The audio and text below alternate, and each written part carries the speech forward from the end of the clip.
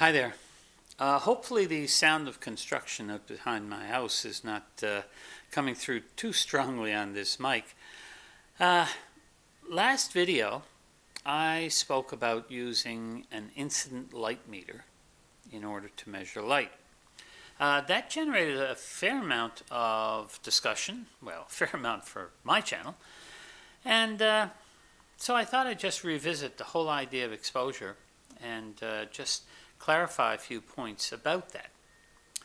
The advantage of an incident light meter, and really the only advantage, is that if you read the light falling upon your subject, so let's just say you have somebody who's backlit, you hold the meter in front of the person facing towards the camera, take a meter reading, you will get a reasonably good exposure on their face.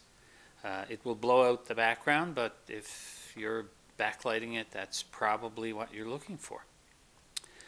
As a result, there are situations where it can pose a little bit of a problem. For instance, you can't run up on stage and do an instant meter reading of a character in a play. In that particular case, you're probably going to have to use spot metering or a best guess. With the displays on most mirrorless cameras now, and indeed many DSLRs when they are put in live view mode, the displays are good enough and accurate enough to give you a reasonably good view of what your final exposure is going to look like. That's why a lot of people sort of eschew light meters altogether these days. They don't bother to look at the histogram. They don't bother to look at any of these things. They simply look at what the back of their screen tells them and leave it at that. With many cameras, that is a valid method. I mean, I'm not going to knock it. It serves the purpose. If it works, it works. And so, please don't read too much into my discussion on metering systems. The only thing about them that I will point out is the fact that the matrix metering or evaluative metering or whatever your particular camera company calls it, that particular system is based on statistically averaging exposures. As a result, like all statistics, it will be quite accurate and will give you a very reasonable exposure, probably about 80% of the time. The other 20%, most of the other 20%, it will still be very close.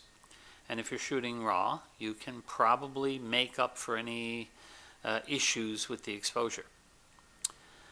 But it is, as I said, kind of a best guess situation, a statistically averaged lighting situation.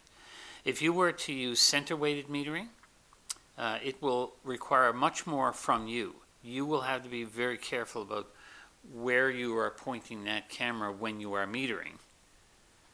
But it is a method that worked fairly reliably for a very long time. If you look back at most cameras up until, I guess, late 80s, early 90s, most cameras only used a system like that.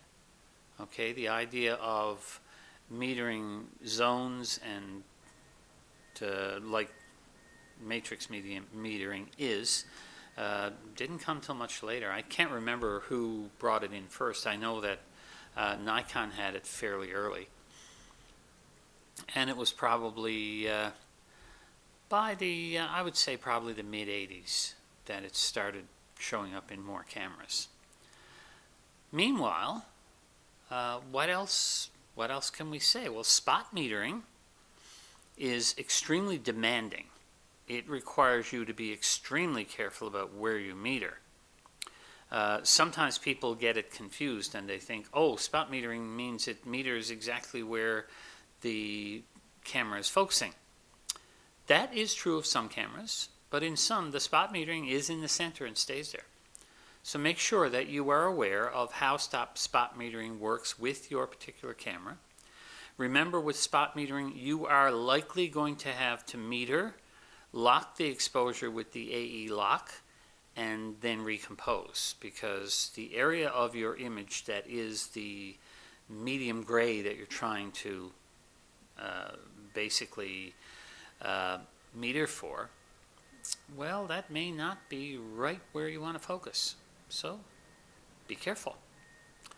If you have a gray card, you can use a gray card and spot metering to very reliably and accurately set your exposure, but that's really only possible if you can put a gray card that's large enough for the camera to pick up right where your subject is. And that, again, like incident metering, is not always going to be possible. So just make sure that you are aware of the relative brightnesses of various things like skin tones and so on, and use that to your advantage with spot metering to get the right exposure. Now, I keep referring to the right exposure, and again, I have to make the same disclaimer I made in the last video. The right exposure is the exposure that is right for you at that particular time. What are you trying to show in your image? That is the important part. If you want black shadows, then go for black shadows. If you want to have everything, let the highlights blow out if you want them that way, then that's a creative decision. It's not a case of this is the one and only one correct exposure. It's what suits your purpose at the time. And guys, I know that this is not terribly informative, but hopefully it will get people thinking about their exposure when they are shooting. Get them thinking about, what is your camera telling you? What is the result looking like? Is it what you want? Do you want more exposure? Do you want less exposure? Make your own decisions. The camera is an aid. The metering system in the camera is just an aid. My incident light meter is just an aid. I still ultimately have to make the decision of what I want the image to look like. Do I want it lighter? Do I want it darker? What am I going to do about that? So guys, I hope that may at least get people thinking more about exposure and thinking more about, what do your pictures look like and what do you want them to look like? Well, as usual, if you enjoyed this video, please give me a like. If you want to see more of my videos, you can, of course, subscribe to this channel. And if you think anybody might get anything useful from this particular video, then by all means share it. Bye for now.